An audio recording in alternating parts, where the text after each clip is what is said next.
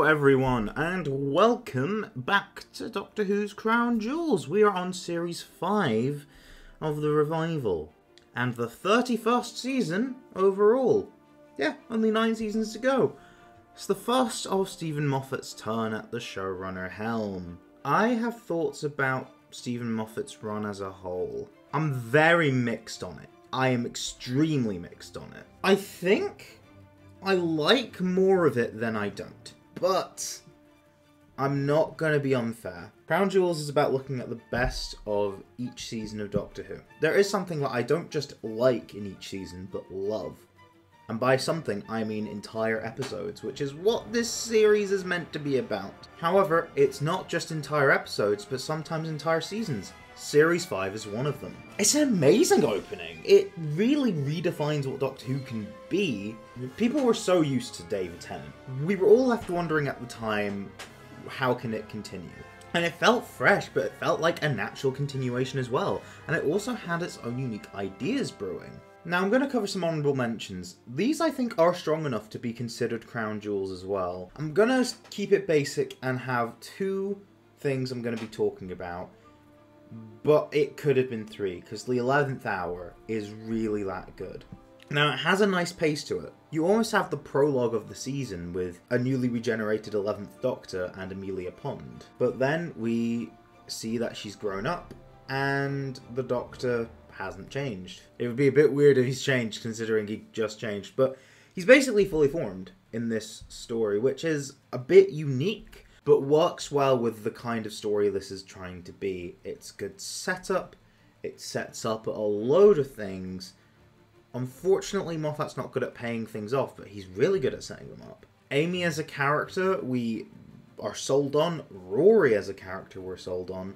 And most importantly, the 11th Doctor we are sold on. Another honourable mention that may be controversial to say is The Beast Below. It's one of those stories that people just don't like for some reason. I think it's because people are just told not to like it, because I don't see anything wrong with this. Like, I'm not gonna pretend it's phenomenal. I think it continues the very much fairy tale aesthetics and theming from the 11th hour. And not only that, but it details very interesting political machinations within Starship UK itself. It's a good story, and I think people are way too harsh on it.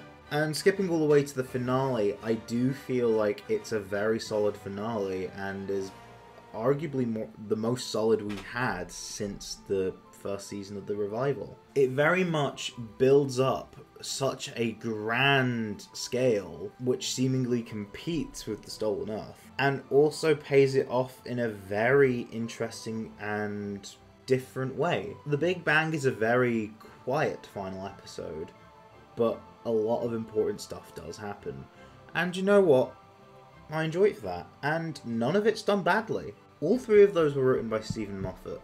But what about ones which weren't? The 2 Crown Jewels I'm going to be speaking about are Amy's Choice and Vincent and the Doctor. Amy's Choice I think is a bit of a sleeper pick, because I don't think anyone really puts it at the top of many lists. They're probably on said lists of best 11th Doctor stories, but I don't think anyone says it's the best. Again, personally, I don't think it is the best, because there's another one in the season that I like more. More people should just think about how good this was. Sure, I know the Dream Lord is a popular character, but honestly, I think people were more enamored by Toby Jones's performance than what the character actually was. People are like, oh, he's part of the Doctor. No, he's a byproduct of the Dream and the Doctor's insecurities.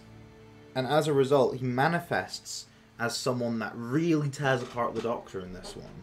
He's been set up as this fun, raggedy man, madman in a box, a space Jesus, I don't know. He really needs to be torn down so that we can really root for Rory more. I don't think there's anything that we wouldn't be rooting for Rory for. The person he was getting married to ran away with another man and is weirdly getting cold feet about the imminence of the marriage. Like, she does want to marry him, but she also wants to travel in the TARDIS, and it's frustrating for him, but understandably so. The episode isn't very subtle about it being about Amy having to choose between the Doctor and Rory, because that has been a lot of character drama waiting to happen, then happening up until this point. And little character moments here and there do work.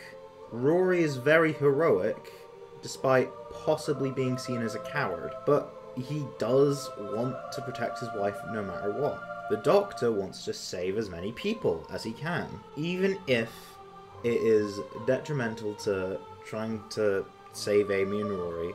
He can't let these innocent people die. And naturally, although Amy verbally affirms, yeah, I'd pick Rory any day, she proves it. Honestly, it really sells that they are madly in love with each other. Sure, there are issues that come up later on in their relationship. It's very clear from this point that they are made for each other. I mean, they are. They were just they were written to be, but they honestly deserve each other, and we now have a sense of unification, right in time for Rory to die in real life. There's not really much to analyze, but it's just done superbly. Now, Rory dies, death by Chris Chibnall, which is, you know, it would be a better way to go if it were Torchwood, but... And the Doctor wants to treat her, to visit a gallery to see some Van Gogh pictures. And Van Gogh. I'm going to pronounce it Van Gogh because that's how the episode does it. And that spirals into a tale about not just Vincent van Gogh the man, but the depression he felt and the depression many others feel. As someone who has suffered from mental health issues within the past few years, I've suddenly very much not just understood what the episode was trying to convey, but felt it too. And it does a scarily good job at depicting it. I feel like your mileage on how this episode affects you really depends on how much you're invested in everything going on, but also how much you can personally relate. Maybe not necessarily so, but for me, I definitely always appreciated it as soon as I realised, oh, it's about depression. It was something that's like, oh, it's one of the best 11th Doctor stories, as opposed to it's the best one. Yeah, that's... oof. It hurts to sit through this sometimes, but it's a good pain. It's something you really need to feel. Van Gogh as a character really works as a third companion. I keep saying third companion. I said this when I was watching it. No, second companion. He's the third main character, you know. Vincent very much comes across as a very intelligent man, very attuned to his surroundings, to the point where he even sees an invisible monster, which is allegorical for depression. It's invisible, feels isolated, lashes out in fear. It even looks a bit like a chicken, which many people view people with depression as chickens. It makes sense. The Doctor can defeat this because it's tangible. He can't defeat depression though. And that is what the ending is about. Giving Vincent one happy moment. Something which he would cherish until the day he died. It wouldn't change his overall fate, but he deserved it, and it's beautiful. It's beautiful. There's not really much to analyse with these two. They're just fantastic character pieces, and they very much delicately construct narratives surrounding these characters, and also convey themes of insecurity and depression. I cannot convey with words how well I think these were done. Sort of the beginning of the end for Crown Jewels, and it continues with a bang. 2 bangs. Not the big bang. 2 bangs.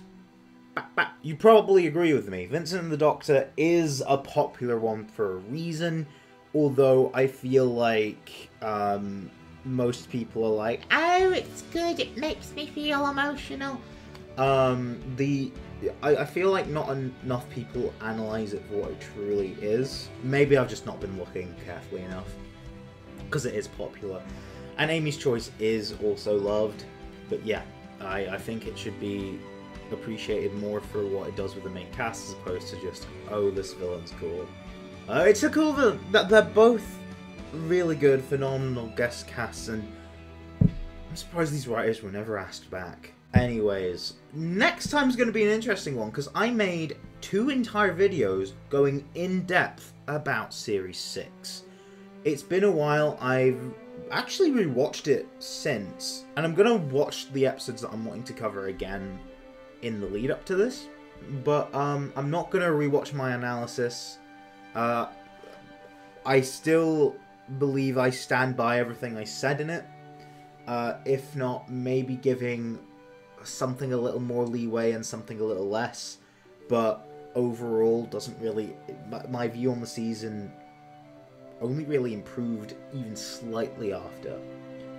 But I will try and say new stuff. Don't know how I'm going to do that.